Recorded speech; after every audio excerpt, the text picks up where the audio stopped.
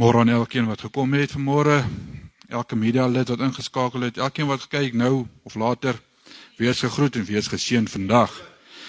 Ek dink as 'n mens vra nou, jou liefde, wat is liefde? Wie is jou liefde? Ek dink daai is dit, almal dink dit is daai Valentyns enetjie.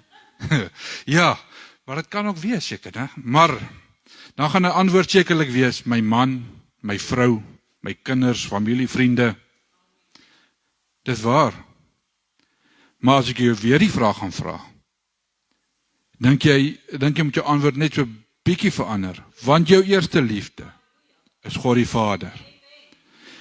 Dan kan jou vrou, dan jou man, dan jou gesin, dan jou familie, en so aan en so aan, so aan. Want hy het ons so lief gehad, dat hy sy seun vir ons gestuur het, om vir ons sondes te kan vergewe, en dat ons vry kan wees. En as jy dit nog nie glo nie, hoor net gou hierso. In 1 Johannes 4 vers 8.